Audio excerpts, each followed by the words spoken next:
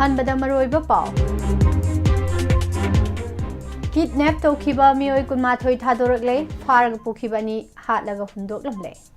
एखोय पुपनमक मणिपुर मचान हाइबा काउथोखरे मियोय अनि हातखिबि केस एनआईए द सिनरगनि हाइना चीफ मिनिस्टर वाई खेमचाना फोंदोखरे एग्रीकल्चर की ऑफिसर सिंगना स्कीम की सेंफम सिंह कोम्पाक न कोटलगा चारे स्कीम अनि की वाथो डिपार्टमेंटल इंक्वायरी तौरगनि हाइना चीफ मिनिस्टर न फोंदोखरे IDP सिंह मसा मसा मेमदा हंजिल हंद्रबदी करी तौबो याब हाइबा खनरगनि हाइना थोइबदि फोंदोर census ता SIR पुसलकपा मरम जादे हाइना सांतना फोंदोखरे YNM कवी विलेज द रेम्स न सिंधुना फ्री हेल्थ कैंप पांगथोखरे हाइ census NRC SIR डिलिमिटेशन करीनो ममुत ताना नैना हौसा वाफम फोंदोरगे JF दिन डिलिमिटेशन की संसलक खोंजंग द सौगतनी हैना लेसनना फोंदोरगे पार्टी की मिंगदा IDP सिंह की सेल लौबदा सेनाबा सिंह अथुबदा संगजरकदबनि हैना KCP ना फोंदोखरे बोंग सेल ख्वारी तानबा ngamba अहानबा मणिपुरी फिल्म ओय JNK की हाने चीफ मिनिस्टर फारूक अब्दुल्ला हाननबा होनरखरे अमदी बुर्ज खलीफा मनाक्ता बॉम्ब पोखाइखरे हारे खुरमजरे वाहोंग रेडियो न पिजबा इवनिंग न्यूज़पेपर अपडेट मिजेंग ताबिरिबा अमदी ताबिरिबा सिंगबो पोस्परानी लाइसुमना तरामना उक्सरी मरोइबा पाउसिंग मियाम दसनो पिजरे इंडिया के अहनबा मदि अनिसुबा कल्चर यूनिवर्सिटी ओरिबा उत्काल यूनिवर्सिटी ऑफ कल्चर अमदी मणिपुर यूनिवर्सिटी ऑफ कल्चर के मरक्ता MOU साइन तौनख्रे ngasi Manipur university of culture MUC Imphal द खुयेक पिनबदा ओडिशा के उत्काल यूनिवर्सिटी ऑफ कल्चर की VC प्रोफेसर प्रशांत कुमार अमदी MUC की VC प्रोफेसर पाउनम गुनिंद्रो अमदी डेप्यूटी रजिस्ट्रार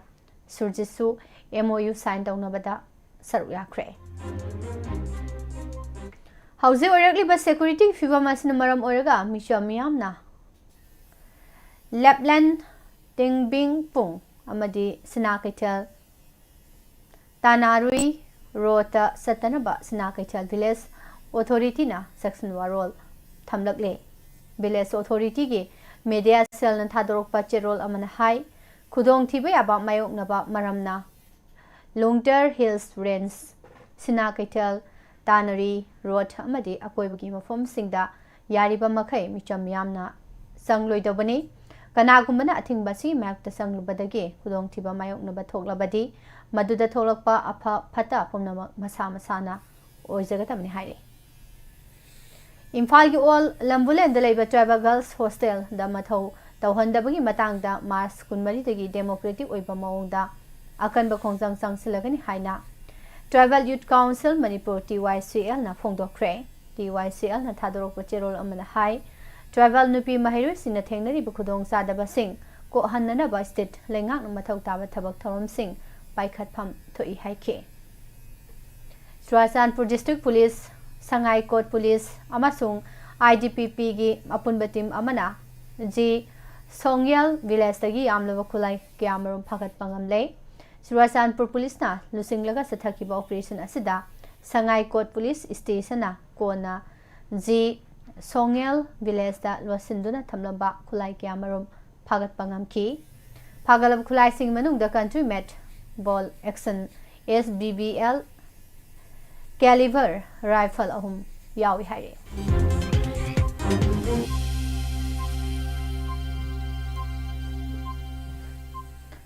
विंगर याउन गाड़ी अहुम दसत खिबदगी किडनैप तौखिबा नुपी अंगांग याउन मियोय कुनमाथोय ngasi ayu anganbada थादोरखरे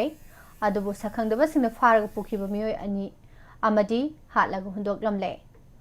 असिगुंबा थौंगसिंग असिदा होम की थौदांग पुरिबा गोबिदास कोंथौसम यामना नुंगाइखिद्रे मणिपुर सि मी लेबे याबा मफम ओइरक्ट्रे खन्नरकले हाइना फोंदोखरे मसिगा लोइना चीफ मिनिस्टर नाम खेमचानाय खोय पुमनमक काउथोकनखरे हाइना पेंदबा फोंदोकनखरे मणिपुर लेजिस्लेटिव असेंबली की ngasi मिफमदा कांग्रेस की लुसिंगबा के मेगासंद्रना उखुल डिस्ट्रिक्ट की स्ना कैथल माइकेदा थोकलिबा वाथोक लानथोकसिंग असिगी मतंगदा पुखलकपा कॉलिंग अटेंशन मोशन अमगी पाखुम पीरदुना चीफ मिनिस्टर ना हाई मियोय कुनमाथोय की नेप तौखिबा अमसुंग अतोपा कांबो अमना मियोय अनि फाखिबगी मतंगदा ngarang numitang chupa maha ki bangloda wa tanakhi deputy chief minister nemsa ki gen gasu kayar hana pau phaunakhi adubo miyoy kunmathoi amadi thadorakhi adugani na sina phangle case asi NIA da sinaragani laikidaba singi mung manu ki miyoy singda logi matung ina pifam thokpa ex gracia piragani asigumba makhal ki thodok sing asi amuhana thoandana ba honagani haiki calling intention motion asigi pakhum piraduna home minister Govindas na hai nahan ayu pung 8 makhai adoida thawai kuki village da nagani chingnaba miyoy khara sanglakhi amasung thawai hills range da poppy thabaga mari leinana khangpok mayam ama mai thadok lamki maduga loinana mafam adudagi miyoy ani pharaga pukhi mahana makha tana hai numidang waram gi matamda Sangkai village ta tongan bagari ahum da lakpa tangkhul gi miyoy kumathoi amuk kidnap tawbagi pau phangki makhoi bukanna na bagi damak sangba security force ki personnel sing nupi sing na thingduna sanghan khide madugi matung numidangi pung 3 makhai dagi pung 8 adoi phawba Mapital Hills range ta nomai kapna rakhi nomai kapna badu da lanmin thang haukip sahi nipu Thawai kuki village ki miyoy ama makhong da nongmai maru panduna sokhi maha hauji kangpokpi da leiba community health center da layeng libane minister na makhata na hai tangkhul gi miyoy kunmathoi fajin ki badu pung ani gi manung da thado halakta bataragadi makhoi na lawrak pawarep ki matung in thabak satharagani haina manipur lengakta khanghalakhi haire numidawaram si minister yaw na governor unaduna thabak Tholak liba anauba irang asida sugi kadar sing yaubra yengsinanaba Minister of Home Affairs da sinakhiba laiki makhoi kunmathoi adu lotlaga thamlaga mafam khangbang hamki adubo kuki gi miyoy ani adu thadorak lagadi makhoi kunmathoi adu asoi engam yaudana thadorakani haina khanghalakhi haire matamde asum thengzilakpana maram oiraga lanmi gi kangpu amada sinaduna makhoina phajilaga thamliba miyoy kunmathoi adu atopa mafamda Thaidokidanaba koisillaga thamki matau asumna makhoi kumathoi adu thado hanba ngamkhibani panbe abde asi baksang oina phangkraba miyo enesi thawai village tagi thengin baite apopoi ming laikhidraba sempau sangkai khuldagi thangboi mang khongsai seikunthra manga apopoi mingna gaipau khongsai kawi hari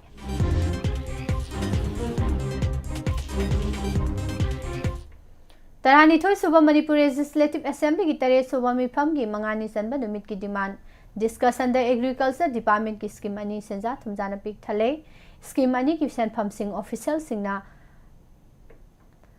sabsana natabada samasna natabada kompak na kotlaga sathok khre haina congress ki MLA ke megasandana phongdokre Wathok asi departmental inquiry tawragani haina chief minister Y Khemsana house da thajaba pk agriculture department cut motion thamladuna ke mega sandana hai pradhan mantri krishi yojana amasung PM kisan scheme gi thadaraki balupa crore sama kunmapan lakh nifuga mapan lom gi senpham official singna haina thokre masigi khudam sangdam pumnamak mangon da lei Hybrid scheme ani asi lomi singda phanghangadhabani adubu department asigi scheme in charge young official singna beneficiary mayam amada sel kap khre haina thagatli makhoina sel kap khre hariba beneficiary sing adu thigatlu badadi chap manaba mioi ama Imphal East da su Thawal da su Bisnupur district da su hapsinduna senpham sing adu lauthokibani yam khraba senpham sing adu kana kana na lawbano haina thigatlu badai staff sing imung manung mayam amasu yauri masa sukhang khangdana account mayam ama hangdoklaga sel lauthok lamba mayam amasu yauri lairi heiba kangbu na huran basidi angak pamong gi huran ba makhal amani makhoina tawriba mayam adu ubada kiba ama phawi maram aduna lenga sina corruption gi mayokta lei habado miyam da khanghanana bagi damakta akhanaba inquiry ama tawbiu aduga मरा लेबो official सिंग चेराक पिहोदब तारगदी मणिपुर सिपुंगलोय लोइसिनख्रगनी सेंजा थुमजागी चांग असि department असिदा यामना साथीना वांगमनख्रे हाइखे Manipur थोलिब इरांग असिना IDP सिंगबु मसा मसाई मेमदा हंजिल हनगनी हाइबगी वाफम असि mummy सामजिलकले अदुबु हौजिक फावबा थाजबदी थमली करिगुंबा थोबो मतमदा IDP सिंग मसा मसागी मयुमदा हंजिल हंद्रबदी लमदम असिदा लेरिबा CSO अमदी मियामगा पुल्लगा करी तौबो याबगे हाइबा खनरगनी हाइना मिटे council मोरेगी president मयांग Lambam थोइबना फोंदोखरे वाफम असि मैते काउंसिल मोरे नसिंदन इम्फाल वेस्ट के लांगोल जोन 3 दा हांगलिबा alternative housing complex relief camp ता पांगथोखिबा काउंसिल असि कुंथ्रानी थोइरक्सुबा मपोक कुमोनगा मरी लेनना फोंदोखिबने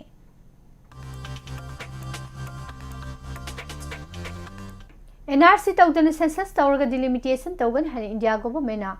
होनरक्लिबासी की मायक campaign for just and fair delimitation JFT ने संगसलक्लिबा खोंजंग खुदेंगमक्ता लेमरोल चनुरा लमजिंगलोब लेचलना अंगंबा थाक्ता मतेंग पांखिगनी हाइना लुफ असिगी जनरल सेक्रेटरी पेपे लुवांगना थादोरकपा चेरोल अमना हाइरे कुकी की प्रॉक्सी वार मियाम मयुमदा चंगबंगमदना सैदांग फमदा वाना खांगदुना लेरी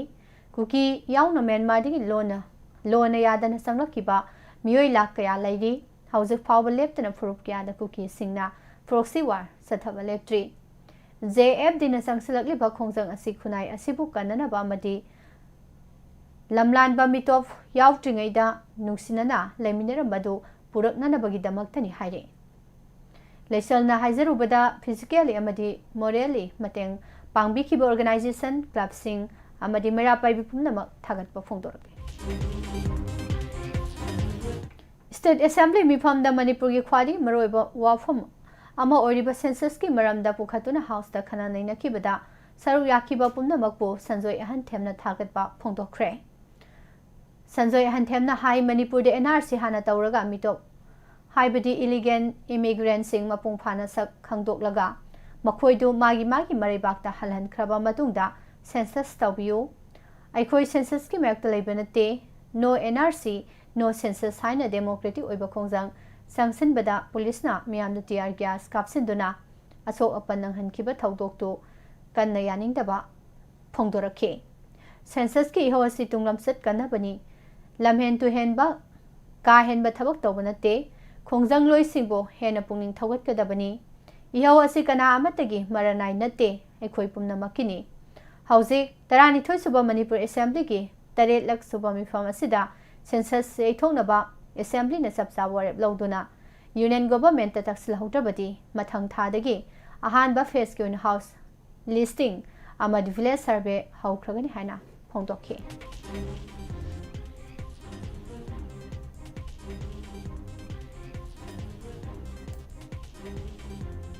सेंसस की मतंग दे स्पेशल इंटेंसिव रिविजन SIR पुसलक मरम जादा है civil society organisation CSO Kanglepa की स्पोक्स पर्सन एंड सांतना फोंदोरकले इप्सा की ऑफिस ता पांगथोकिबा पाउगी मिफम अमदा महांगना हाई सेंसस एक्ट 1948 अमसुंग सेंसस रूल्स 1990 की मतुंगिना मतम की सेंसस पांगथोक्तुना लाई कुमजा लिसिंग अनि अमदा पांगथोकिबा सेंसस तसिंगी डिस्ट्रिक्ट खरदा मौसागा सानदबा मोंगदा मिसिंग हेंगलकपदगे हाई कोर्ट यौनखी हाई कोर्ट की याथंग मतुंग इना नौना अमुक मिकोक थिबी थबक पाइखतकदबनी रजिस्टर जनरल ऑफ इंडिया ना हंदक माउ मराम पुरु अमदी पौमाता की सेंसस कैंसल तौकी कुमजा लिसिंग अनि 13 की सेंसस ता हारिबा डिवीजन अहुम हाबदी माउ मराम की चादा चाम कुंठा तरुक दशमिक अहुम पुरुल की चादा चामकुन दशमिक अहुम निपान अमदी पौमाता की चादा मबुदा मपन दशमिक मंगा एस्टिमेट तौदुना पब्लिश तौकी मतमदुदगी कनामतन ऑब्जेक्शन तौरक्ट्री कुमजा लिसिंग अनि कुंदा डिलिमिटेशन तौननबगी ऑर्डर थोलकपदगी इप्सा केस ए इपाक पांडम अकोमना यारो हन केस तौबदगी लिसिंग अनि कुंतरुक फावबा यैथोखी हाई कोर्ट पंदुना लेरिबो वफम असिगी मतंग दनौना सेंसस तौननबा हैरगलिबा स्वीक लाइबक थीबनी मसिगी सुमथक्ता कुमजा लिसिंग अनि कुलहुमदोइदगी लमदम असिदा इरांग थोलक्तुना कांगलुप अमना अतोपा कांगलुप अमगी मफमदा संगथोक संगसिन तौबा याद्रिङै चेरक्ता लेंगांग वरेप लौदुना NRC अपडेट तौरगा सेंसस तौहननबा सेंटर दा तक्सिनगदबनि हाना फोंदोखि मतांग असिदे SIR गी वाफम पुसलकपा मरम चादे SIR दी अरानबसिंग वोटर लिस्टगी लखथोकपनि मी चामा लेबदा 65 लालबसु डिपोट तौबगी वा यावदे मरम अदुना NRC अपडेट तौद्रिबा फावबा सेंसस तौबा यारो हाना लेटमिनसी हाइखि वर्ल्ड किडनी डे लिसिंगनी कुंतरु कमरी लेना नोमगी ओबा फ्री हेल्थ कैम्प अमा department of nephrology RIMS Imphal सिंधुना कांपोपी डिस्ट्रिक्ट की मनुंग सनबा वाइनेम कबुई विलेज कम्युनिटी हॉल दा ngasi पांगथोखरे थौरम असिदा ENT मेडिसिन ऑर्थोगी तोंगान तोंगान बा डॉक्टर 15 सरुक यादुना नोमगी ओइबा लेमना लायंगबी थौरम अमसु पांगथोखि लोइनना वाइनेम कबुई खुल बोंगते चिरु कैनो अयोकपा कबुई खुल की खुंजा चहुम लेमना लायंगबगा लोइनना मथौ ताबा टेसिंगसु लेमना तौखि अमदि हिदाक लांगथाकसिंगसु लेमना यंथोखि थौरमगी सरू अमा ओइना kidney health for all caring for people protecting the planet हाइबा थीमदा किडनी नादनबदि सेक्सन हक्सांग फना थमदुना पुंसी सांगना लैननबा अवेयरनेस प्रोग्राम अमदि लेमना लायंगबगी अमसु पांगथोखि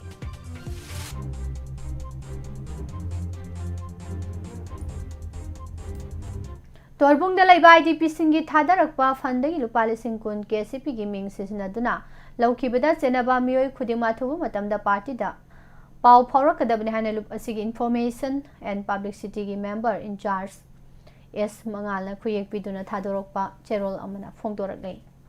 तोरबुंग IDP इरेसा सिंगी थादरकपा सेनफम लौखिबा मियोय सिंग अदो KCP अमदि मसिगी लानमि संगलुप मियांगी फिंगांग लानमिगा करिगुंबा हिरम अमतदा मरी लेनदे कुमजा लिसिंग अनि कुलहुमदोगी मे अहुमदगी सिंगया तमयादा लेबा खुंजा अयाबा लांजेनदुना सुफम नोफम लैतबदगी अवाबा मायोकनदुना लैरिंगेगी चेरक असिदा IDP इरेसा सिंगदा मतेंग पांगबिबगी महुत्ता ओनसिंदुना सेल मुनबीबा हाइबसी तौहैदबा थवोंगनी असिगुंबा थवोंग चथबा मियोसिंग लैबाकी यकनबनी थवोंग असि लुपना हक्सिना लौबगा लोइनना लुप असिगी लमांगदोंग डिस्ट्रिक्ट कमांडर की मियेंग मखादा अखनबा लोकल यूनिट ना खुथिंजिनबदगे सेनफम अदो लौखिबदा चेनबा मियोसिंग अमदि मखोइन सिजनबा फोन नंबर सिंग खंगपा ngamle हाइबा मियोसिंग असि चिंखै हुनबा सिंग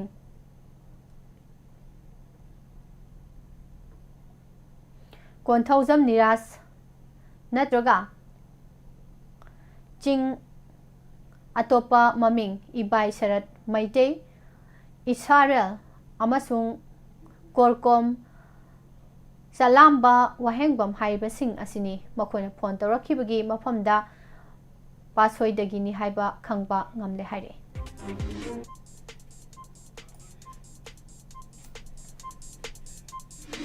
मार्च 3 नौना रिलीज तौखिबा मणिपुरी फिल्म बुंगना हौजिक फावदा लुपा करोड़ 2 लाख हुंबुद्रा तानबा ngamle रिलीज तौबा नुमित्ता तानखिबा सेनफम लुपा लाख 15 ने मथंगी नुमित मार्च 3 लुपा लाख 19 मार्च 9 दा लाख 92 मार्च 9 दा लुपा लाख 19 मार्च 10 दा लुपा लाख 15 अमसुंग मार्च 18 दा लुपा लाख 19 तानबा ngamki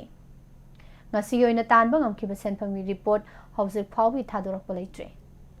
लक्ष्मी प्रिया देवी ने इबा अमसुंग डायरेक्शन पीबा फिल्म असी कुमजा लिसिंग अनि कुनमरी दा पुथोखिबने फिल्म असिदा मरु ओइबा सक्तम लांगलिबा सिंगदी गोकुल किपकेन बला हिजम अंगोम सनामतुम विक्रम कोसार नेमेटिया ngangbam जेनी खुराई हमोम सदानंदा थौदाम ब्रजबिदु मोदुला थौदाम इधौ गुरुमयुम प्रियो कुमार अमसुंग RK सरोजिनी एक्सेल एंटरटेनमेंट चॉकबोट एंटरटेनमेंट अमसुंग सुइटेबल पिक्चर ना पुथोक फिल्म असी कुमजा लिसिंग अनि कुनमंगा दा central board of film certification ना यू सर्टिफिकेट पीके कुमजा लिसिंग अनि कुनमंगा की सेप्टेम्बर 18 इंडिया की अखनबा सिटी खरदा लिस्ट तौखिबा फिल्म असी अहानबददी मियामना थोइदोकना खंगनरमदे British academy of film and Television Art BAFTA gi Best Central and Family Film Award fanglaba matungda March 3 da amuhana release tawbadagi masing yamlaba miyamna pamna yengnaba haurakhi haire hauze film asi Delhi Mumbai Kolkata Bengaluru Guwahati Imphal na chingba tongan city singda utli film asi maruiba waridi sahi noriba bung kauba nupa macha amana Imphal da mamaga tarak laibagi matangdani apokpa mamana moreda furniture gi apokpa mapana moreda furniture gi dukan hangba chatkhraga amuhana pau phauna bangam khide miyamnadi bungi apokpa du laikhidre haina paudam labasu sahi noriba nupa macha du na thajaba ngamlamde achetpa firep ama lauraduna bungna raju koba mamana ba amaga loinana mapagi khongul liba chatpagi warini akhu singangbam amasung Jubin Bala Poriana music direction piba film asida chahi noriba Gugun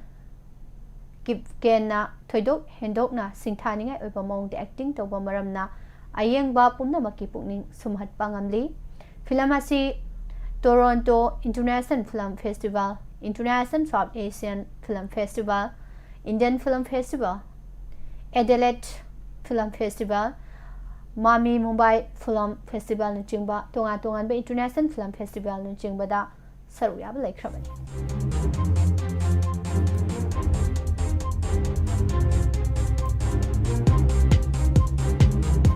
Jammu and Kashmir Chief Minister Oiramba Farooq Abdullah hanaba honarakre National Conference ki President Oiriba Abdullah na Jammu and Kashmir ki Deputy Chief Minister Surinder Saudhari galoina na luhongbi thoram ama yaururaga halakpada nomai kapsilaki bani uhoba miyo amana phongdoraki bagi matung ina National Conference ke Legion Cell gi President gi masanu pi luhongbi thoram yaururaga halakpada miyo amana nomai kapsinduna attack satharaki bani nomai kapsilakli ba miyo du Jammu gi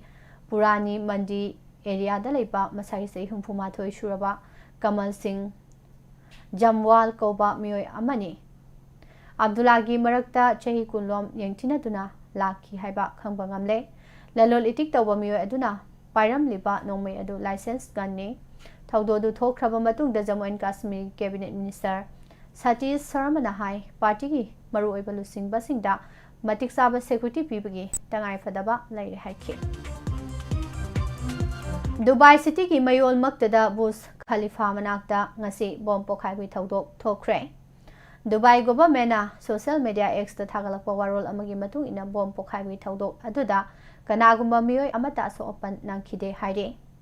Sheikh Zayed Road ta leba building amada drone siznaduna bom pokhai halakhi adubo kanagumba miyoi amata so open nanghauter haina Dubai government phongdokhi Israel amasung United States na Iran de tax thaba haukraba matungdagi Gulf region da lariba tongan balaibak singda land gi saitheng nangduna lakli hauzik phawi gi oina Gulf region da US ki service member taret amasung micham taramathoi yauna miyoi kunmari sikre Iran missile amasung drone sizna dun attack satharakraba matungda UAE gi Ministry of Defense na Tehran ga wari sanaduna ingtapa phibam lehenaba khana naina khrabani Mars tha haugalakpadagi Iran yumlonaba laibak singda kayar hana attack sathaba laikre US ki military base laiba laibak singda makatana kanba mongda attack sathakigani haina so Iran na phongdokhe buslakpada maroi pawmana kidnap tawkiba miyoy kunma thoi thadorak lei farag pukhiba ani hatok laga hundok lamle aikhoi pumnamang Manipur masani haiba kauthokre miyoy ani hatkibagi case NI da sinaragani haina wai khemsana phongdokre Agriculture ki officer sing scheme gi senpam sing kompang na kot laga sare haiba wafam ke mega sadana phongdokre scheme ani gi wathok departmental inquiry tawragani haina chief minister na thajaba pikre census da SIR pusila komaram zade han santa phongdokre IDP sing masa masa imem da hanjil handrabadi kari tawba yabagi haiba khanaragan han thoibana phongdokre Zabdina delimitation ki sangslak po khongjang da sawat kani hana laisana hairagre Census NRC SIR delimitation karino mamutana naina house wafam phongdora YNM Kabui Village Rims and Sinduna Free Health Camp Ama Pangthokre. Party gi mingda IDP singni sel lobada senaba sing athubada sangjarakada bana han KCP na hongdorake. Bung sel khwari tanbang amba han ba Manipuri thulam oire. JNK gi hana Chief Minister Farooq Abdullah hanana bahana rakre amadi Burj Khalifa manakta bombo haikre. Pijariba pausing asig loinana evening newspaper update bijaba matang asida losinjari makha tarakpada matamadang yu afun taminasi.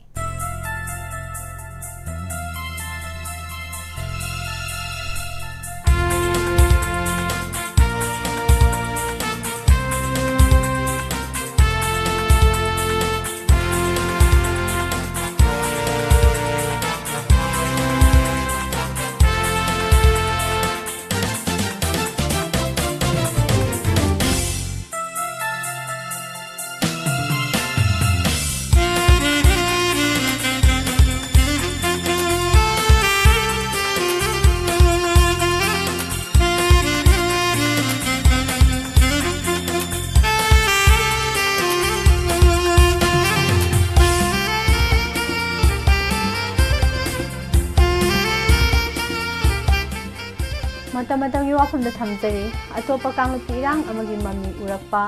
khulai paiba sing maning tamhan ganu hek puba ka kapo haiba sida thaminasi ngasi dagi sai humpurom gi mamang da leramba ahal laman singna angang singda uyada hairam bani haiba wafam khara phongdok lami uton waton da laurani nung tauragani amasung pung ahum Sainaragani haibana chingbasing asini. Ahal sing aduna puyagi wafam sing adu chummi hairaduna uton waton da lauba haibasi wa yungduna mic palaga khonglibasing adubuni. Aduga nung tauragani haibaduna lambi lamsang khudingmakta nung thaduna miyamna chatnariba lambi sing asibuni. Adubo pung ahum sainagani haiba wafam asidi karamba matamda thokpa amasung Pung ahum haibasi kana buno haibadudi ahal laman sing aduna takpiramde hauzik waida sum khalluraga pung ahum haibasi Manipurda yelhau ngaidagi khundaminaraklaba Maitei Naga amasung Kuki haibasi oirakadoribra haibasini Uyada hairamba mayam ama chumlaga supung ahum sainabagi wafum asidi thoktanaba aikhoi pumnamakna yamna kanna hotnabagi tangai phadaba lei Haujing Manipurda khundariba kanglup sing asi kangbu ahum thokna posinarai Maitei haiba ama Naga haiba ama amasung Kuki haiba suni Maitei ga Kuki ga hatna sunabagi thodok thokre adubo aikhoi masel gi marakta thajanaba haibadu leitabanina kanglup kirang adu karamba matamda loisile haiduna lawgadage haibadudi kanana su haiba ngamkhiroi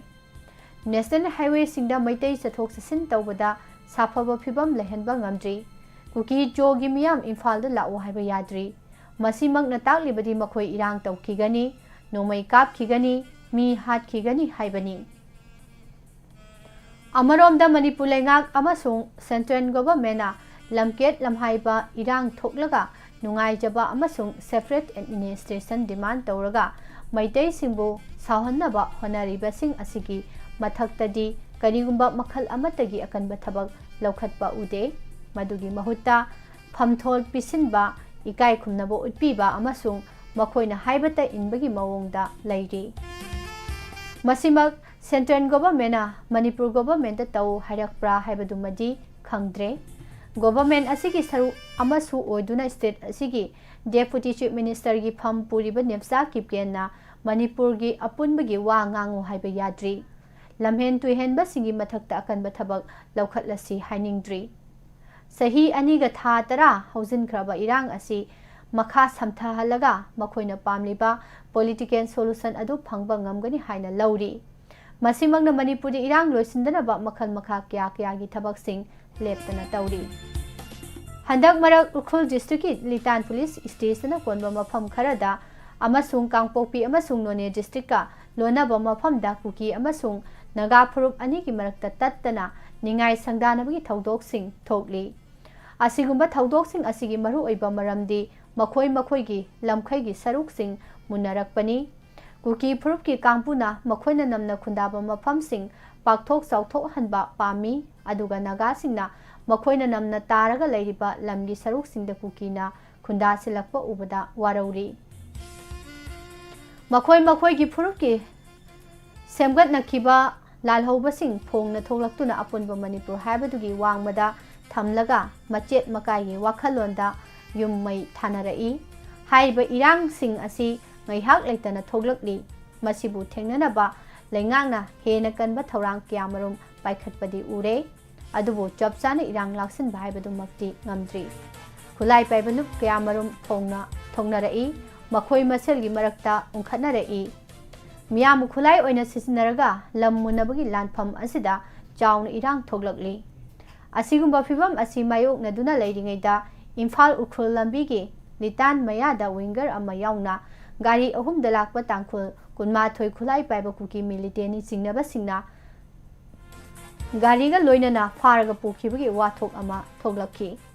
अमरोमदा तांखुल सिंगना ओइगनी हाइना थाजनबा कांबो अमना कुकीगी मियोय अनि फारगा पुखी खुलाई पाइबा कांबो सिंगना Mitcham मियामबो किनेप तौरगा पुखिबा हाइबा सिमक मणिपुरदा अनौबा कांगलुकी रांग अमा अमु थोलकपा याबगी ओइथोकपा नक्सिलकलबनी Mitcham फानरकपा अमसुंग asi ana yauraklabani irang asi hena sauthorakadra haibagi akiba lei adubu tangkhulgi miyoi kumathoi ngasi ayuk thadorakre aduga kuki gi miyoi ani adudi sina phangle maramaduna manipur government na yamna miching na singbagi tangai phadaba lei haujik thokliba anabu wathok asigi marumda nongai paiba miyoi ama chenari automatic rifles paiba miyoi mayam ama kuki ama sungnaga gi marakta leisinduna achengba tanza ngainaduna leirakpasi kuire maramaduna manipurda anobirang ama tholakpa yabagi fibam ama oiraklibasi laksinge haiba taragadi khulai paiba lup mayam sathok sasin amasung miyam marakta leisilaga kalumkirang thoknana basilibasing asi mi marakta maning tamhanba chumde I pauning thina lauraga kaknaba matamgi manungda singi lamda maning toriba khulai paibasing asi laksinbada Lanmi siznagera natraga paramilitary forces nagera ama tahodragadi irang asi hena sauthorakpa yai mata asida panjaningbo wafamdi logi mayukta thabak tawbasing themlubagi mahutta hekta ubaga kapthananaba power pibaga loinana state ki leiriba force amasung central forcing ga khusamnaraga terrorist singi lambi thingnanaba honagadabani aikhogi mangda topa phurupki irang ama thoknanabagi fibam ama उरगली बसी लाइबक थीबनी मसी थोहंदना बाइखोय पुमनमकना होनमिनबगे तंगाई फदब लई हाइबो अफमसी थमजरे पुमनमक Pushparani लाइसोम नमकहना खुरमजरे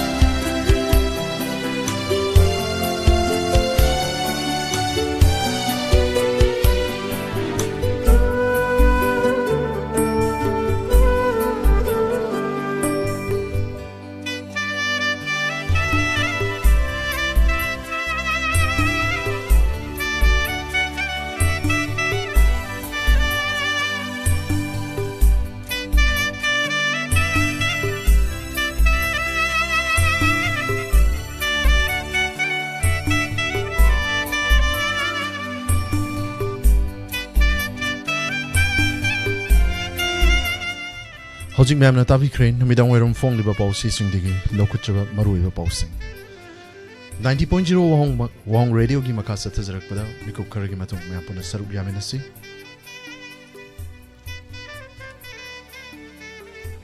Entertainment Program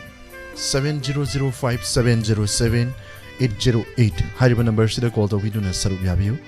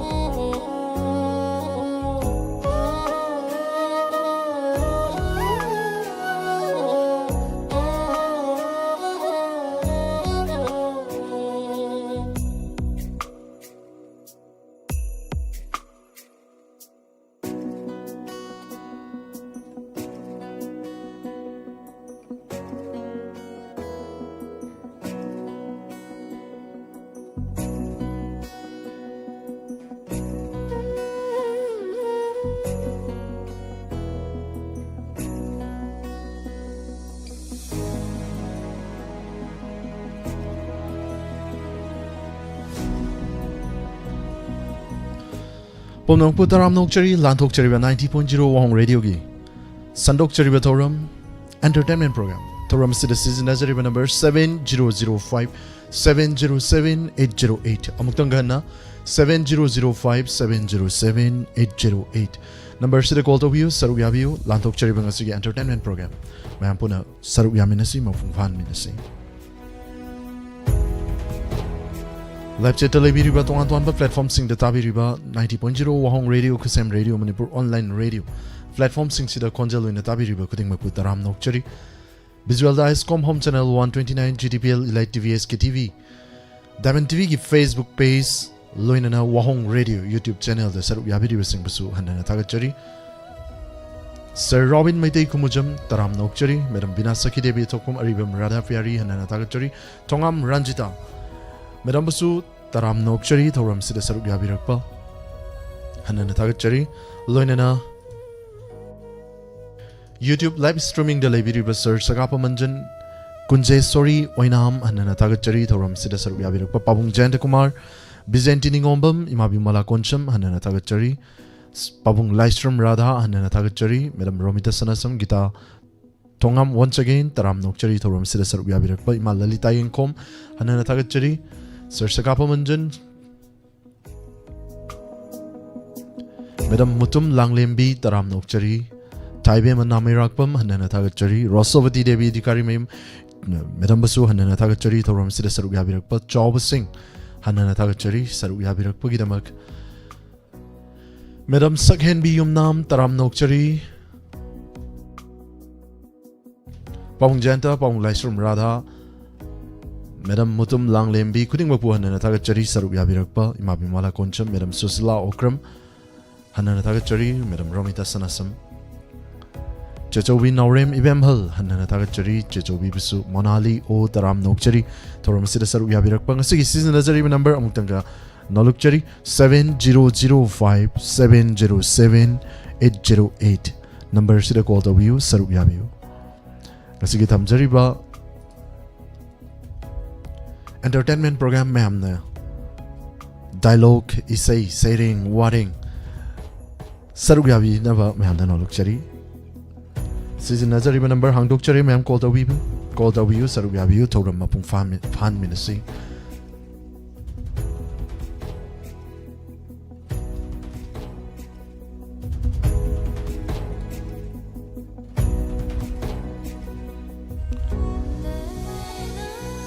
Madam Gita Tongam Hanana Tagachari Saruk Yabirakpa Hanba Kol Lokachagi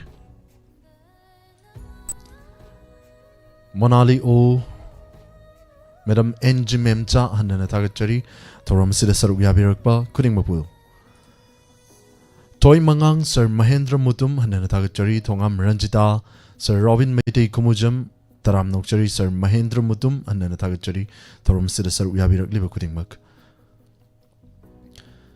Toram sige first caller look at Jagi. Kari kudol dampirak pa may hampun na saruk yamin na si. Hello. Hello. Taram na ukchari madam call to birak pa minga madilay from Habiyo. Ngay kong kulen mang na kay dagi alam mo na now. Tagat chari madam. Madam nga sige nongling nungsit yasang agpagi nongling nungsit karo ay netaw bigedom ginakan si bo. Ako'y si ngay kong dadi tawag din nung sit kitang di sit ledo nung subo ko pa kayo tawag di. Hana na tagat chari nong di mapausi po birak pa tagat chari som dadi kan na sitte na habi som dadi len buyawi tagat chari madam Ako'y dadi kayo tawag di. Lantok chari bang sige madam entertainment program to romasida madam giwe ba kari utpi gani Ay isa'y matiyang to sang saraki. Kudol dampisi madam Nung dambananggi kumhay siya karamba matamda loy gaba Nung dambananggi kumhay siya karamba matamda loy gaba Karisu khangjadaba nanaida karamba sangeno nahaki karamba sangeno nahaki Nung dambananggi kumhay siya karamba matamda loy gaba Khangbada waraba punsi siya makhol di thokta kablagle Khangbada waraba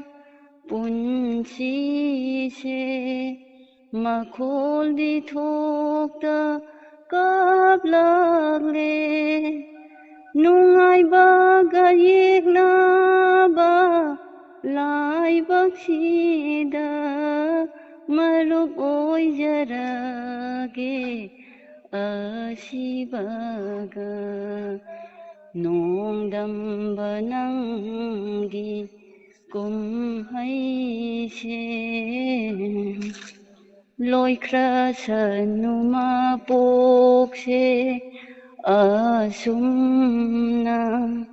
On krasanu punsisu tanggoy gum Nung ay bagayik na ba lai baksida Marup oijarage asibaga nongdamba nangi kumhaise karamba matamda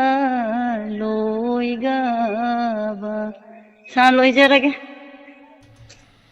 Thank you. Hanana Tagachari, Madam Yam Nuxi say Makurol Tambiramba, Toramasibu Mapungfan Biramba, Hanana Tagachari. Matang ko lang. Thank you. Matang you caller the Mupizage. Sir Sagapa Manjan, Lan Habazinu Ibanati. The Wadabu Temzin Naba Yada Mamaki, Satara Izinani. Karidu Baile. Madam Enji Memza, Hanana Tagachari. Sir Anjan Rosemani and Rembam Hanana Tagachari Nonglay Nungsito Tagivani, Sir Anjan Nangarang Ngarang Tagivani, Lamzakara Lapan and a CEO and a Tressa Adugum Marang Shum Karakai Gadi Kayapibam Tarway Sandharani Tangjam Hanana Tagachari Tarum Sidasar Yabir Monali or Imabresori Tegal Changbam Hanana Tagachari Tarum Sidasar Yabir Libakuding Mug. Mabresori Tegal Changbam Ima Lalita Yenkom Pavung Janta Kumar Gita Tongam Samulalatpam Radharani Hanana Tagachari Torum Sidasar Yabirakpa Kudimapu in a Batok Shabada Sitanata Yaru Sumam the War within a Bahajari Waikom Toivi Devi Taram Nokchari Medambasu Tagachari Mabimola Loinana Sir Robin Maitei Kumujam Facebook Live Televiry Rosni Kojum Tagachari Toy Mangang Hanana Tagacharis Torum Sidasar Yabirakpa Sir Mahendra Mutum Tagachari Tongam Ranjita Karisu Kangja Dravan Nanai the Karam Bachang Ying no Nahaki Isor Mahaki Nongdam Kolni Si Hining a Sinatana Hining a Late Chen Rosni Torum Sidasar Yavirakpa and Tagachari Mabre Story Pong Lestrum Radha Matangi Torum Sigani Suba Kol Lokachagi Kari Kudol Tambirakpa Mahampuna Yang Minasi Hello Hello. Taram Nokchari ma call the Wirakpa Mingam Dilefam Amutang Heavy Wima. Kamboking Matum Nomi. Tagachari ma Ima Chai Singuna Birabo. Oh, Chadi. Nasai Nungsito Ima Matanda Galere Kidro. I see why don't have me to it. Lozad. Adune Nungaira Moy. No, I didn't know to Kale, Kivina. Hanana Tagachari ma Luinana Lantokchari Mangasigi entertainment program to Ramasida Kari would Piganima. Is him Salakia. Could all them be Sima? And Mutatam Diopo. From the Hanjan the Naba Semzare ma say who see. How the Geko? Tai Dang Wakana Mangring. Hakjang na malim de tinding ho tai bang wa khana mangring Hakjang na malim de tinding thawai lei rang lei nung si madong kang du na mangring Tawai lei rang lei nung si madong kang du na mangringai tai bang wa khana mangringai hakjang na malin na tindringai ho tai bang wa khana mangringai Khamnu ki koi lawon bina Palem sana pudi ngai Khamnu ki koi lawon bina Palem sana pudi ngai Aigi aroi ba matamna Piyoy na nung sinagada Tai bang wakhan na mangringay Hagyang na malinda tindringai ho taibang wakhana mangringai khamnu ki koi lawon bina palem chana pudringai aigi adoiba matamda audam langge ko nungsinagada taibang wakhana mangringai nangbu aina kayada nungsiba aigi sienglaba thamoina nangbu aina kayada nungsiba aigi sienglaba thamoina piroina na nungsinagada piroina na nungsinagada tamlamge thamoigi nungsiba tamlamge thamoigi nungsiba taibang wakhana mangringai hakchangna malinda tindringai ho taibang wakhana mangringai la la la la la la la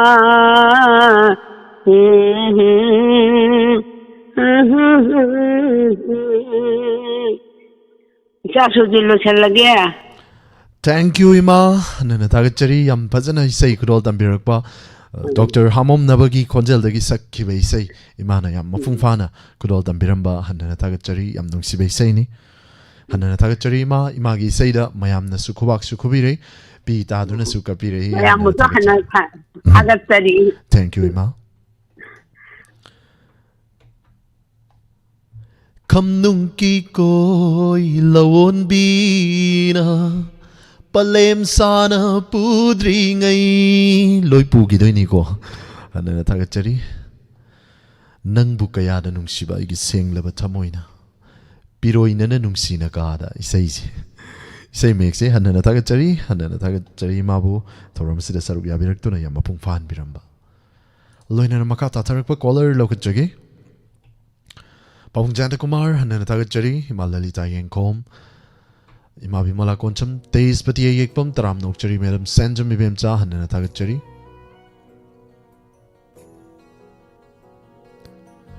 Isai yam phajai haina ibire Madam Sanjam Ibemcha Pawung Janta Ima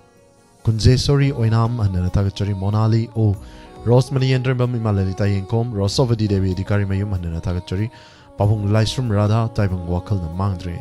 Hakchang na malem da tindringai Pangthok ningba tawgadaba tawdang kaya ni Thawai mahak na chatringai da loi tawgadaba ni Adu tawgi khanba thabak na kongai ama Tawbang ham hawdaba su da maglay nati Miyoi bagi khanba na ama Thungba na ama Khanjaruba na ama Thungbirakba na ama Adu ni taibang mahaki hawni cha Taibang palgi machat ni Hanana tagachari Sir Bimol Ningombam Sir Robin Maitei Kumujam Rosni Kojam Hanana tagachari Lystrom Taking Sir Busu Taram Nokchari Toy Mangang Hanana tagachari Thoram Sida Sarup Yabirakpa Toybi Kumukjam Taram Nokchari Pawung Sir Lystrom Taking tagachari Thoram Sida Sarup Yabirakpa Kuding Magpu Hanana tagachari Ming Pathok Chabada Chitanantaba Yauragasu Waro Vidana Bahajari Mayamna Lystrom Toiba Taram Nokchari Thoram Sarup Yabirakpa Isayam Fazai Hain Habire Magi Seda Servisu Taram Nokchari Imasi Matanda Labani Yum Mamada Matum Talaba as Mayam Kari Paurungani Kero Lekaina Nuntigi Yangshin Bedding Amdaba Tawatabu Matanda Laba Sidabu Ekoisu Numit Mangani Dang Itanda Laba Matam the Kari Fogani Adu Imagi Winadi Adum Matandani ladies Radio Taraga Toram Sida Sarup Yaraglaga Imagi Apenba Imagi Nungajaba Haidu Urini Ima Tombino Nachana Lamna Kurumjari Matangi Kol Lokachagi Toramasigi Makatsa Tazarakpa Kanano yung minasi. Hello. Hello. Taram nokchari madam call to birak pa minga madilay from my view.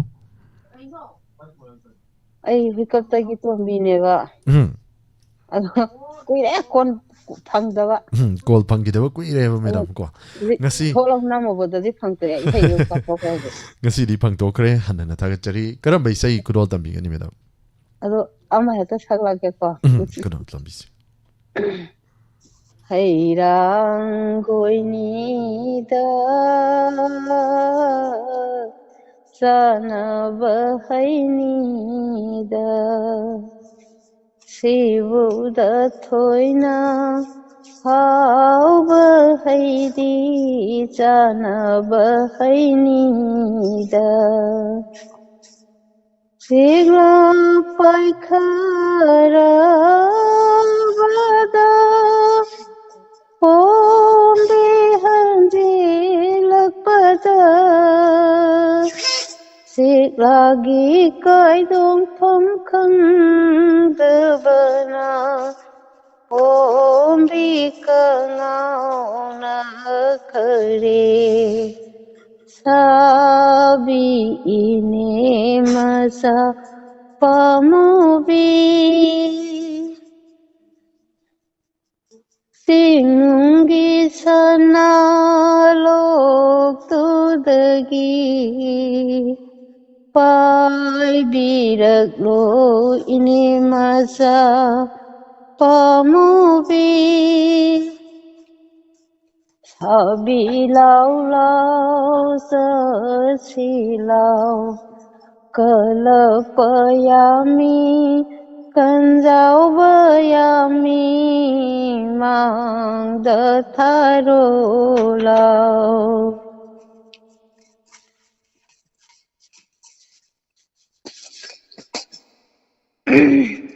Sikla paikara bada Pombi hanji lakpada Sik lagi kai dong thom khang devana Pombi ka ngao na khare Sabi ini masa pamubi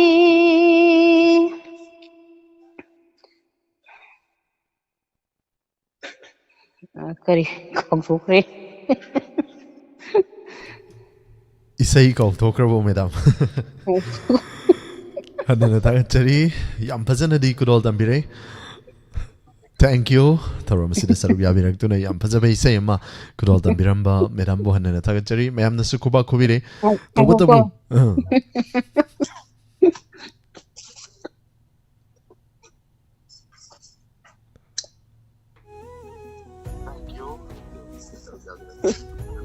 kagsukre Isay ningsing biribo madam. Thank you. Matung tarak pa thoramda amuk sarup yaminasi madam. Oi, thamjarage. Thank you. Hanana tagachari. Namiti sukang phangdaba tuga. Ngasi phangakanda mu kaw thoki ba. Hanana tagachari. Chai sing di una biribo madam.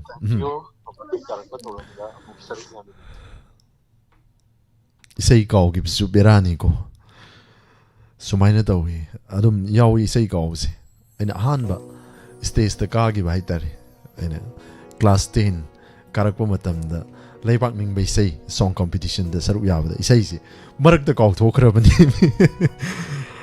As kainom ni isay kaw gi bagaji onthokpa awabam ni ko. Hanana tagachari sarup yabiri ba kuding mag prava nong tombam taram nokchari thoram sida sarup yabirak pa menambu taram nokchari teis pati ekpam yum khaibam Helen medambu su taram nokchari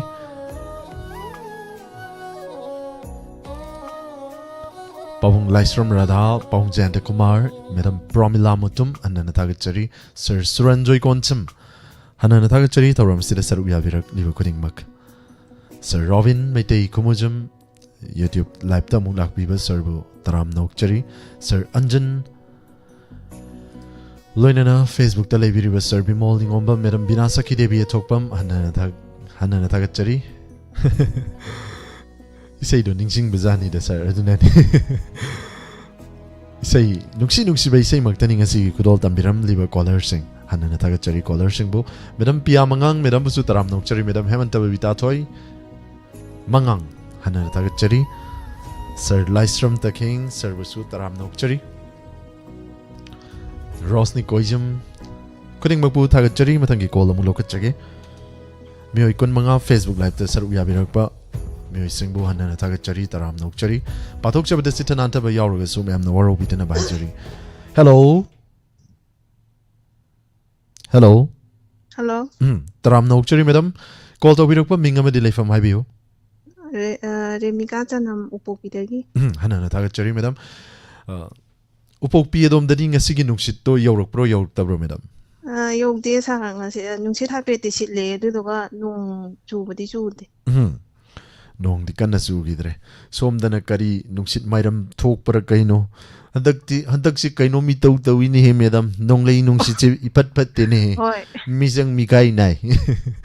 som ji de hekta som no tau legreba sarsuji che ngasina ahambana ina call tawbada phangiji asi madam ga thengna jaba yam nungai jai hanana thak chari madam chai sing du na biro madam chak chari sa kari matel chabi khari madam sidi cham thong oina chare loina na ngasi gi lanthok chari ba entertainment program to ram sida saru ya birak pa madam gi oiba kari khudol tambi gani isai de ite sa do isai mate tang sakpa ya bring khudol tambi si madam isai hei traga isai salaki hai jini yam nungai khudol tambi si madam isai hei taba hei tana saktorak pa isai yam phaja su phaja gan mani karam isai no mem punna tamena si khudol tambi hoi si yenga desa aina phaba matek adu matek oina marak te oisu sum thakla ge sa kau thoke khaluba lap thoke ningluba hena ning sing halle lap na chatlaga hena ning sing halle tam na lagnare thamoy gi sing laba yawa khara se nami banang na tambiyu thamoy gi sing laba yawa khara se nami banang na tambiyu malangba nang na humbada pomlamba lairang se satkar khonjin ni esara hait sai lang chenjarage thank you hanana thak chari yam phaja bai sai ni kau thoke khaluba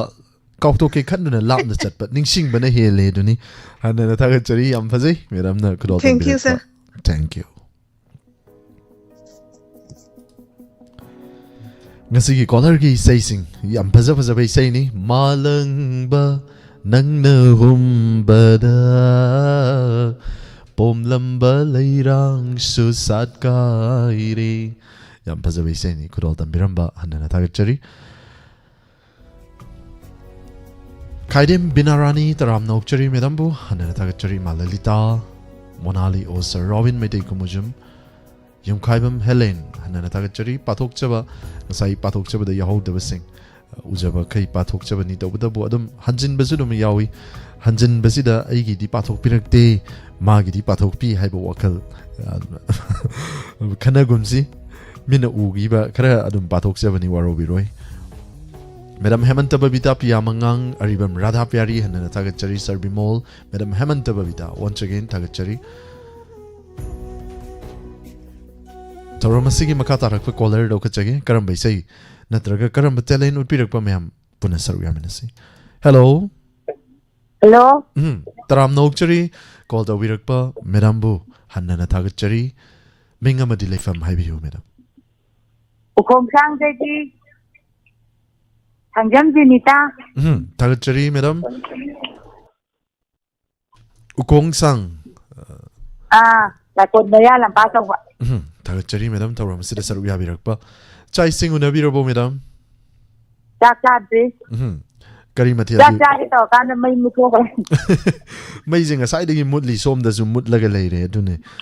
mai je kai dawgram no ngasi gi nonglei nungsi tu da pulap pu grabra kai nom tawre Adu karai ka nom ti turam do mal. thagachari loina na madam lan thok chari bang asi gi thawram asi da kari ut pi gani Isai maten salate. how we see madam Amukta ahum. Sai non se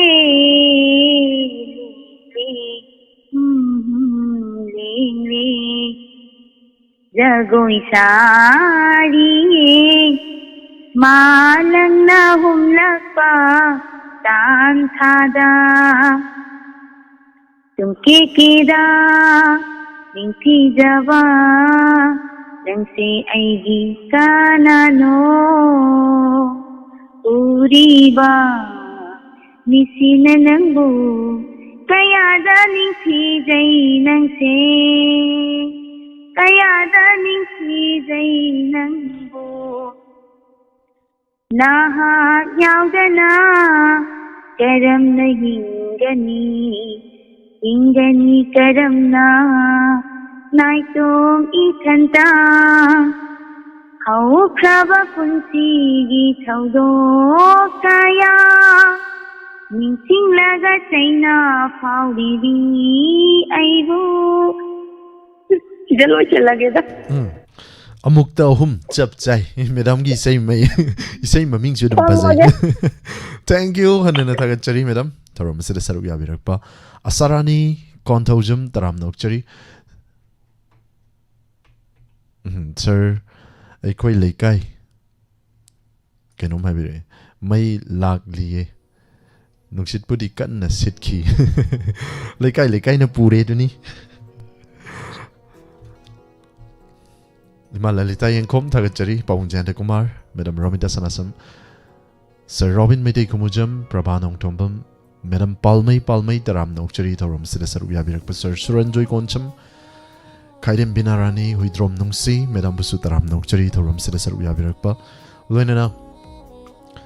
rosni koijam hanana thagachari medam pia mangang hemanta babita prem hanana thagachari sir prem busu taram nokchari nungai na tajari hain haibirei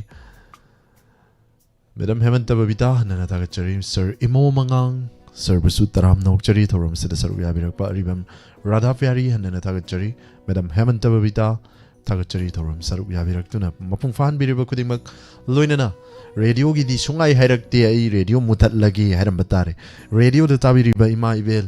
ahlaman khwai pum no pusu hanana thagachari loinana tongan platform sing da saruk yabiriba sing busu taram nokchari matangi call lokachage kari utpirakpa mayam puna saruk yaminasi hello hello सासू जी नमस्ते यौसिलेने नमस्ते जी तराम नोकचरी madam call तौबिरक तुना सरुक याबिरकपा मयामदा मिंगा लाइफम गा अमुक्तंग हाइदोक पियो madam I Thoubal how खदबी दोम जा मेमचा ममांगैगी करी खुलंग इसे हाइब्रो खुनुंग इसे हाइब्रो मैडम खुनुंग इसै अदो ngasi din ahamu hinaw masama thogok kibado amuk thawjala ge hairibra amuk makem thawdara ake amuk thawdok kibani amuk thawjala ke hairira sini ai madam hawirasi haibati note ado mataw kitang tamjabani ko soira kibi kapi gan hawirasi sir madam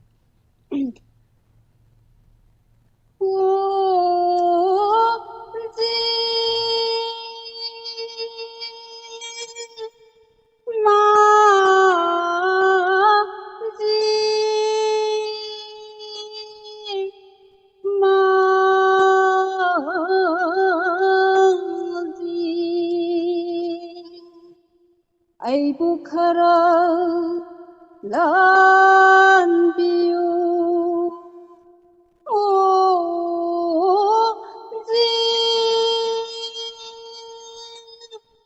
तो अमुक से करक लबनी छे महाकी माजी HYBE खोंजेल छिना आइगे थवाई हक्चांग छै asum heda chingkibani ne base hanangbu kanano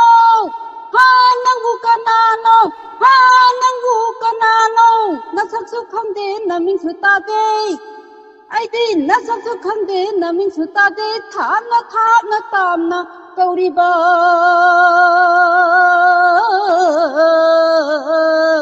ai hingelo mafam adu maktada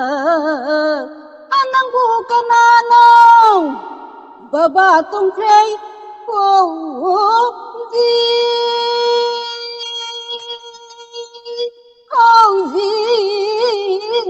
Baba tumhei aidi baba nasu yadre aidi baba nasu yadre aina lanba ngamdai aina lanba su ngamdai ai hingelo mapam adu magtada ai hingelo mapam duda hengkaba ai hingsida toina kauriba anangbu kanano ai heta pak charba ithanne ipomne hulba pak charba ipak ase ai heta laningeda ai mahaki masak ase othokno uningkheda ai ngasidi kari numit no ngasidi ai baba tumningai sida ai hi se chingthoage baba na nuclear bomb chaba mi oirangani haibado oigera oiroira atopa yu yonba oigera atopa bomb top saba oigera ai magi masak asidadi ai urage ai hi se singthoge ho ha hei ho hayu hei ha ho hayu hayya hei hayu hairubudi hina hi bera kabne baba ningai tobne ngasi ase kari thoklagaba are hina hiroi oyuko are hinangi higai oyuko are hina hiroi oyuko are hinangi hiroi oyuko asomdan maro lamako urimane asomdan maro lamako urimane maji haina hotoina aina warisi khambidana ha minawa basti khambidana are hinang hiroi oyuko are hinangi hiroi oyuko baba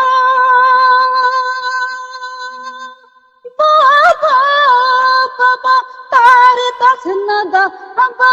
tare tasnada na hina hiroi oyuko are hinangi hiroi oyuko hey baby karina nangna hi se singthoga nangna tawrisibong ha baba aigi thawai haksang ase ngasagi makhon nungsibaduna achum chingkre ai pothapam khangdre baba masigi angang ase othongna lam hengre dako masi yaroi dawin he mase phare ipai cha hui ase lanmin narasi holasi matang se loisinjarage sa Thank you hanana thagachari pura material amani madam na kudol tambirakpa kunungi sei yam phajana kudol tambirei hanana thagachari mapaga machaga ningai sangdana bai matang ni hanana thagachari madam mayam na su like to birei khobak so na khobirei thank you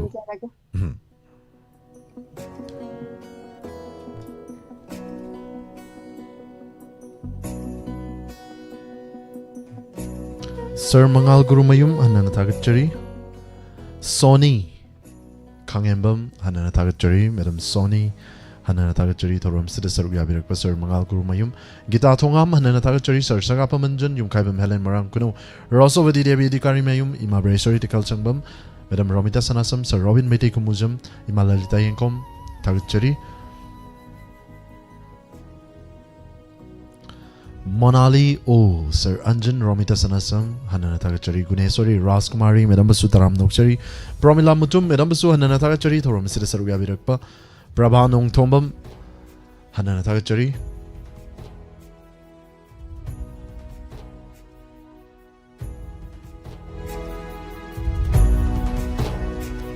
Hana Tagachari, Rosavati Devi Adikari Mayum, Madam Basuta Tagachari, Mabimola Concham, Madam Huidrom Nungsi, Hana Tagachari,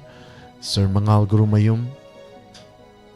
Madam Promila, Ningtauzamina Kunbi, Taram Nokchari, Hana Tagachari, Madam Pia Mangang Tagachari, Sir Bimol Ningombam, Rosnikoism Kuman Chalai, Taram Nokchari, Kainum Ni Kubaka Kuzili, Taurib Zikari no ne Sir Bimol, Hana Tagachari. Madam Haman Tababita, Hana Tagachari, Rosnikoism, Kuman Chalai, Posam Taraming City. I was make sing na you at the nang bo, no be. Hana Tagachari. Rosnikoism, Hana Tagachari. Yen Chang Hauba, Haidung Natro, Yen Chang Haibaman. Yen Chang material J. Cutting no Nabantori, weather Siga, weather report say. Kainoma tu ay balay ba na maram oiraga sar olen na kan na ngaw na ba kang na ngaw ni na hayori yam saw re weather je nong nang na nung sit nang na ay koy wahalam ni na uji kang na batare na uji kana na ngami yang tok ner ni ori oren kang na thadora ani man hairam ni ba sida changa aga madam imo sir imo mangang han na tagachari Ima kunze sorry Devi tan hana tagachari thoram sida saru yabir madam Susla Okram Pabung Jayanta Kumar madam Sangita Sarungbam hana tagachari madam Sutaram Nokchari Ningtauzamina Kunbi Yung Kaibam Helen Pathok Chabada Sitan Anta Bayawra Su Waro Biroi Matangi caller Lokachage Hello Hello Taram Nokchari Pabung called the Wirakpa Mingama Delay from Bayam Damutang Hypeyu Ay Kujupandegi Pabung Bu Nachana Kurumjari Taram Ay Nokchari Jago Sami Shimtam Matautam Jage Pabung ki mobile to loudspeaker thabi bro Pabung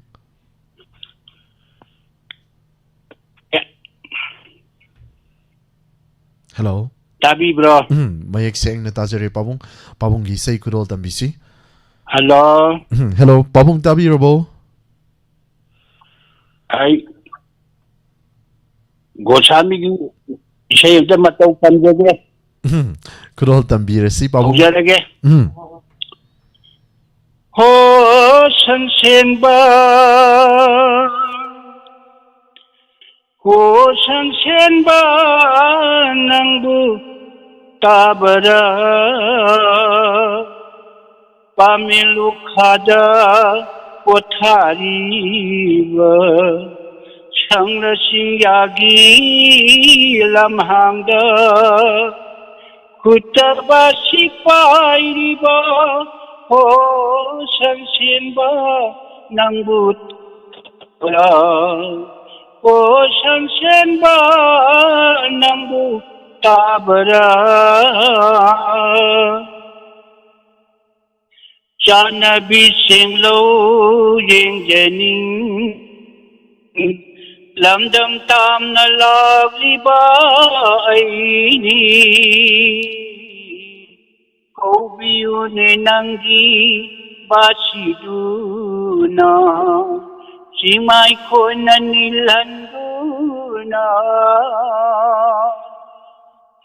Ipom naida surada Nung si marolonduna Ipom naida surada Nung si marolonduna Ay haglak letakiyu O Sansenba Nangbu Tabara Pamin Sinjaya Libara Limlay nga buta libara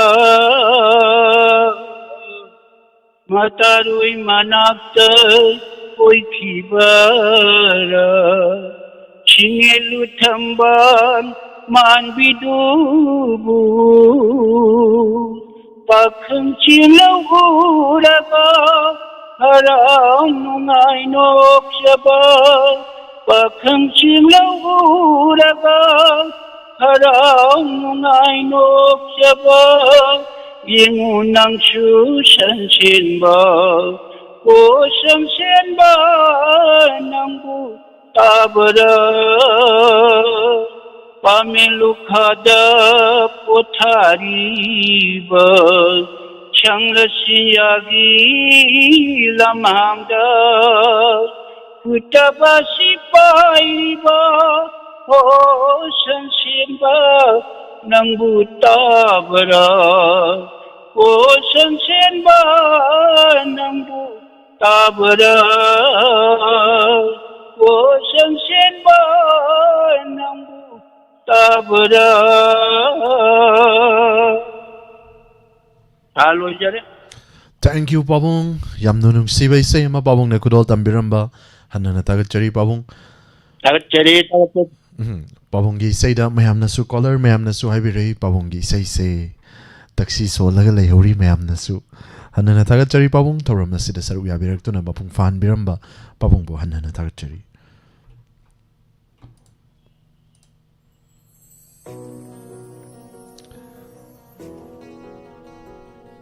Caller anidang lokat charaga thoramasi tension janabagi tanja ma'am dagi lochagi. Madam Rita Hobism taram nokchari sir surjit thabak chathok ubai program ganna yaw hoba ngamdre. Madam buhana na thagachari call lama laaga miss call oina bisal lamni tawris caller. Rosmani Andrembam Prabha nong thombam hana na thagachari. Thoram sida saru yabirak pa Pabong Janda Kumar ningthaw jamina kunbi Pramo Taurim anana thagachari thabak na yada dana dum matang matam sana da bhai batare ko aduna ni kesu waro ba kari adugumba amta leijade saru yabirak pa hanana thagachari loli maibam taram nokchari madam busu hanana thagachari latasana RK hanana thagachari good evening taram nokchari madam busu hanana thagachari Ima kunse sorry Devi hanana thagachari thoram saru yabirakpa Madam Bizenti Haurokchum hanana thagachari Madam Bizenti ningombam Madam Bizenti Haurokchum hanana thagachari saru yabiri bakuding Madam Susla Okram Sir Madam Huidrom Nungsi thagachari Madam Promilamotum Rosovati Devi Adhikari Mayum Madam Basu thagachari thoram sida saru yabirakpa Sir Anjan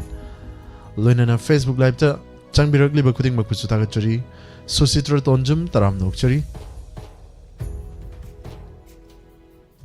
Rosni Koijam Madam Hemanta Babita Waro Basu Lejade Asaw Basu Lejade Laipta Yaujarubagi Aduk Laikibani Laikibani Mingdo Karigi Matang no Kangdre Sir Imo Mangang Hanana Tagachari Waro Basu Lejade Saw Basu Haijade Nungsibagi hauna sa oina jabani lana khangde isai lale isai semdo ena mu complain mukcha batare bedam piamangang hanna thagachari saru yabirakpa Rosni Koijam Sir Robin Maitei Kumujam Imo Mangang Servisu hanna thagachari kuman chalai Rosni Koijam thagachari Sir Bimol taram nokchari bedam hemanta babta patangi call lokachage Madam Binasaki Devi Atokpam Karom the Lord Krabzano Madam Binasaki Devi Atokpam do Ugidrin hem mayam koititi torchlight paidra diti pangway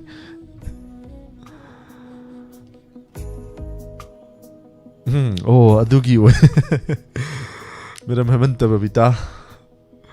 Ming Patok the Sita Obodo Adugi Waru Basu Lejadi Saw Basu Tawjadi I be like caller any ding local charga thoram sit and jage call local cherry. Hello.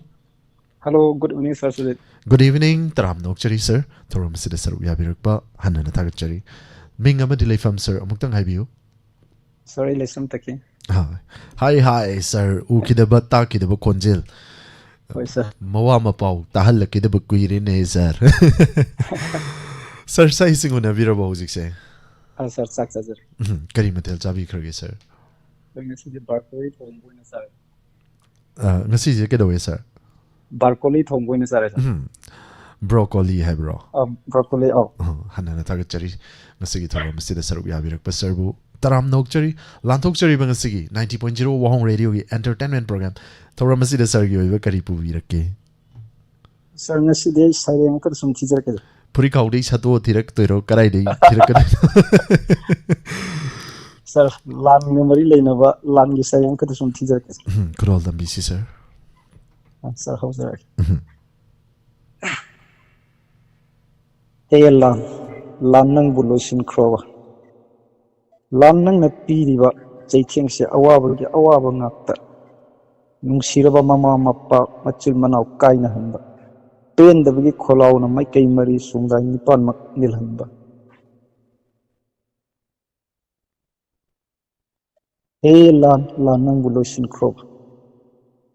Kanadano ekhoina taina gadaba lanjin raklaba miyam gi pulsi. Lan gi chaitheng nanglaba nanglabi kaya gi wakhal gi laina. Macha masu semba ngamdabagi maicha. Puba thangba ngamdraba mayamse kananabu ubiri khangbi. Hey lan nangbu bulosin krowa. Hey lan nang na punsigi nungai na leizagadaba yum ikai tumna manghan bikraba. Nungsiraba maruk mapang punamak kaina hanba. Hey lan nang bulosin krowa. Nongma ho kibana lanjin raklaba miyam ansi ikamna kibana halagadra. Kallubada wakhalse. Chare chafam khangda tumle tumpham khangda. Kayada wana khangiba. Hey lan nang bulosin krowa. Hey lan nang bulosin. Thank you sir. Silvasinjar. Thank you hanana thagat chari sir. Yam phajaba thamoidagi thoglakpa sir gi saireng bu hanana thagat chari. Tasengnamak lan haibasi mipum khudingmak amata pamnaramoi tawutabu kanglup khaidoknarakpa tokai nak tanarakke tagi haibagi wakhal jumdi sungya yaroi hanana thagat chari. Thank you sir. Thank you. Sir Laisram Taking lan gi chaiting phangliba sir ni tawutabu thoramasi da saruk yabiraktuna sir bu sir na yam fazaba sering amsu utpiramba loinana wakhal chauthokna leibiriba sir bu hannana tagachari sir Laisram Taking amukasu hanna tagachari Madam Rita Hobism hannana tagachari Sir Surjit pung mapan makai gi program yauraga comment ina uikibada soikiba yaurasu program yauriba live chat ta leibiriba mayamna ngakpiu sir hoina zungak piu hen habire kisu kai belite wahi wata dama spell misspell oi bisu yawi adu orega so koina dum nangi je soire he hairaka dum natte ko saruk yabiri ba kuding mak ko gidi yam kari haiba tare mayam na ying bidragadi kaidawruni koina tawri sida thabal wana chongji natraga kanna isai saksi babuk yawdragadi nungai ba hunadi last nang ngai ba natti phak to ngai ba ne ado isai ta ba natti phak ngai ba uram ba do adu pibam do adu di kaya nungai de aduna hanena ta ga chari mathangi call lo ga chage thawra masigina aroi ba caller ni hello hanena ta ga chari sir Robin leifam ga kona na ma'am tam tang haidok piu sir good evening sir hanana ta chari nga sige tawra masida saruk yabirak pa loina na lanthok chari mga sige tawra masida sir kari kurol dambi gani sai sai chak hobi resi sir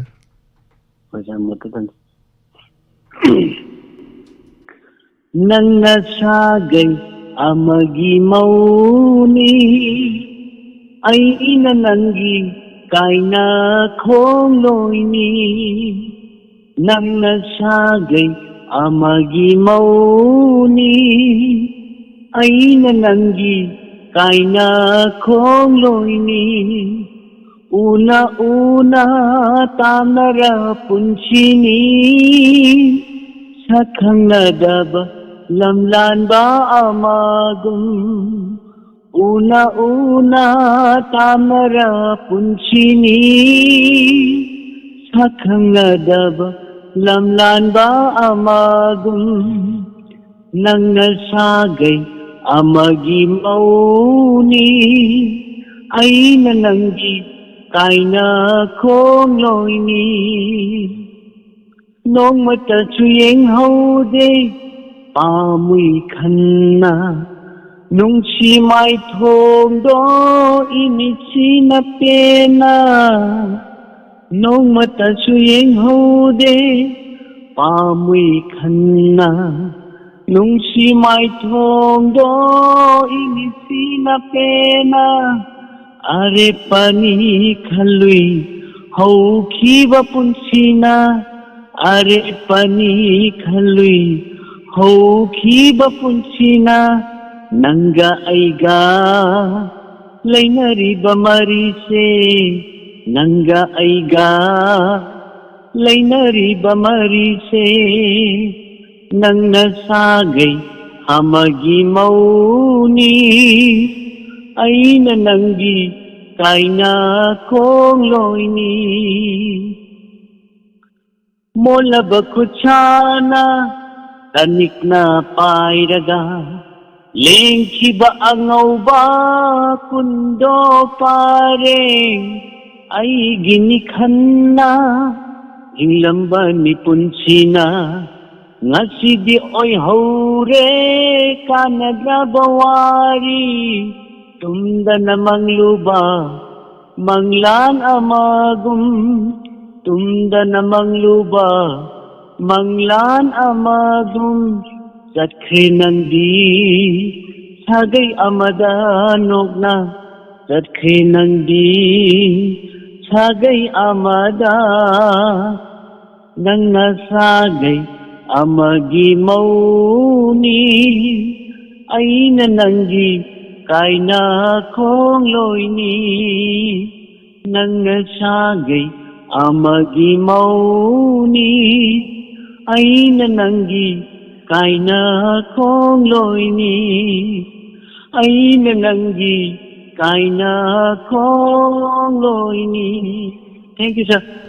Thank you. Hanana tagachari Sir Robin. Mayam nasu like to be rei say sida. Kubak su hauna kubi rei hanana tagachari sir. Yam pazana kudol tambirak pa. Thank you, ma'am. Tagachari.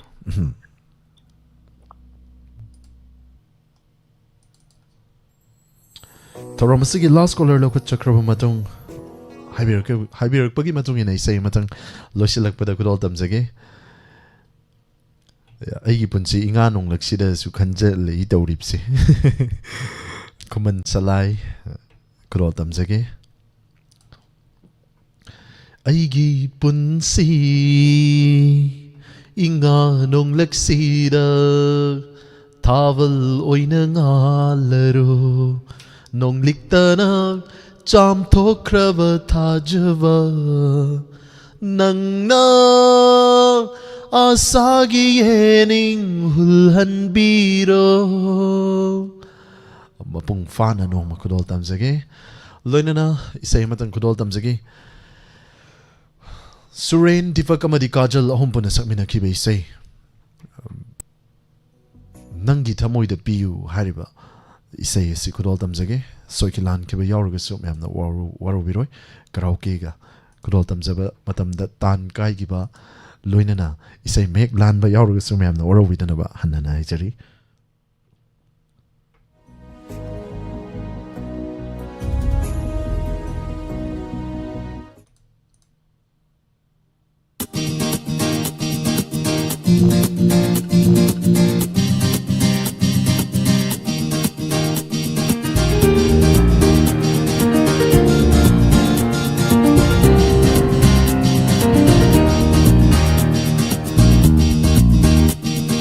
Nangi thamoida piyu aigi supik lama famama nangna khajik tengoira basu aibu khanbinava nangi wakal da piyu aigi supik lama famama nangna khajik tengoira basu aibu ningsingnava nangi nungaibana aigi nungaibani nangi awabana aigi su awabani nangi nungaibana aigi nungaibani nangi awabana aigi su awabani nangi thamoida piyu aigi supik lama famama Nangna khajiktan oirabasu Aibu khanbinaba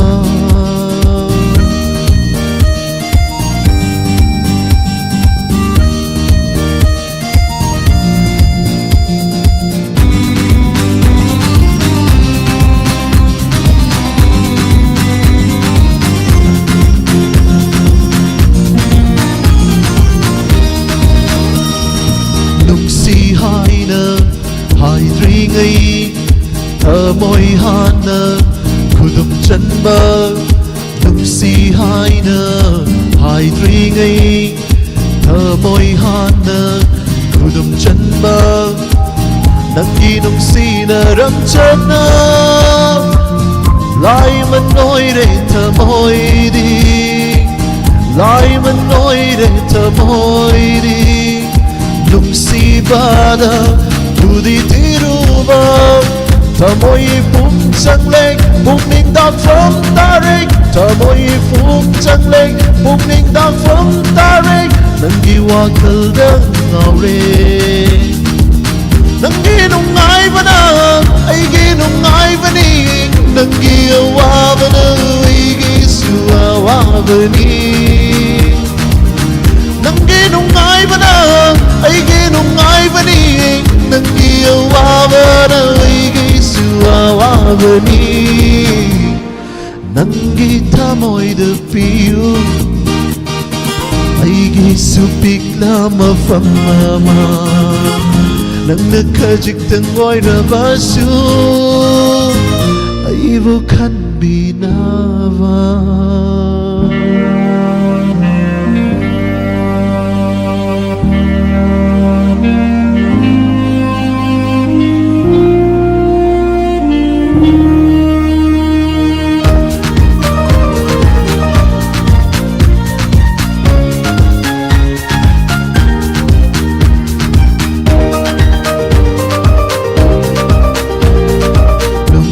Masa khangringai thamoi pali khangjaramde nungsi masa khangringai thamoi pali khangjaramde nungsi bahairu badagi thamoi se maron lolatne thamoi se maron lolatne Mitna uba Fandraba tamoira Kanai saktam lalik Kari kari kalik Kanai saktam lalik Kari kari kalik Haiva nambaral hayu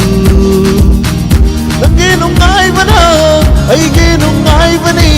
Nangi awavana Aigi suawavani Matang swede tension jagi hanna tagat chari battery change tawro asu haire tawrin se hanna tagat chari sei lantok sakiba matam da soi kilan kiba yoram laga su mem na waro bidana ba amuka na jari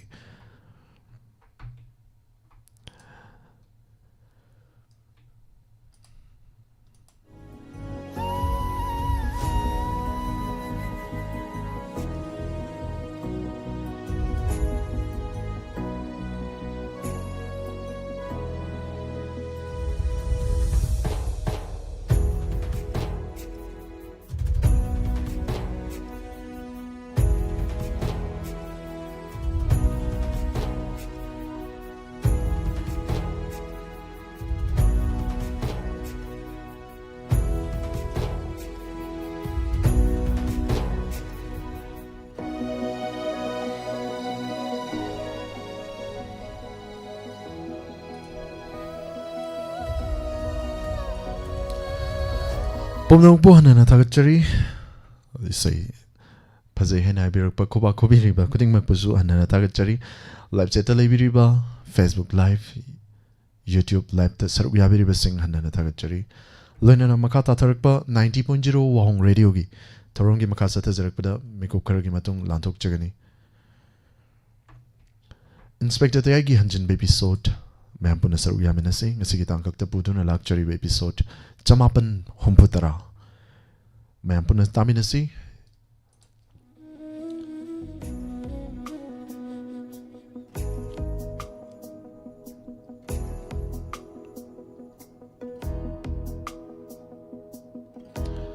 नौना चंगबिरंबा sir dove Surjit कुराइजम सर्विसु हन्ना थागचरी madam Romita सना सम बिलासनी युमनाम बिजेंटी हौरोकचम हन्ना थागचरी रोसमनी यंद्रेंबा मिमाब्रे sorry तकल चंबम युकाई बेमेलन इमा कुंजे sorry हन्ना थागचरी मेमसा atom थागचरी रोसमनी यंद्रेंबा sir robin मेडी कुमुजम madam पाल मई बिजेंटी निंगोंबम हन्ना थागचरी इमा Bimla कोंचम dove Surjit कुराइजम servo हन्ना थागचरी sir अंजन मोनाली ओ तराम नोकचरी पाउंग Jayant Kumar sir robin बिजेंटी हौरोकचम अमुक हन्ना थागचरी madam गुनेश्वरी राजकुमारी madam Sushila Okram हन्ना थागचरी lemma life राकपम हन्ना थागचरी lemma मोइरांगबसु तराम नोकचरी theorem सिदा सरुक याबिरकपा खुदिंगमपु हन्ना थागचरी लोइनना Facebook live ता लेबिरिबा sir Laishram तकिंग सर विमोल निंगोंबम तराम नोकचरी मैडम हेमंत बबीता खुमन चलाई सर बिमोल once again थागचरी सर लाइस्रम तकिंग सरुक याबिरिबा खुदिंगमक हन्ना थागचरी थोरम टेंशन जनबगी तांजा मैमदगी लौजरी पोमनोपु सुरजित खुमन चाना मुकान्ना खुरुमजरी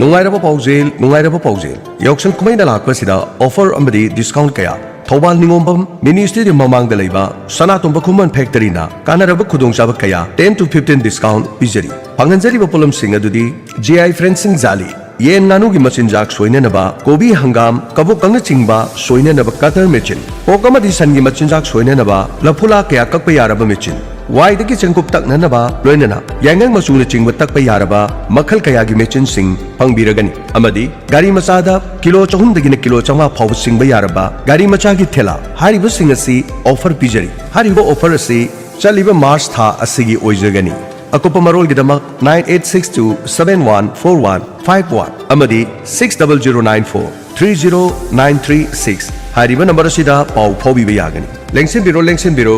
सनातोंबा Khuman factory Thoubal Ningombam mini stadium ममांग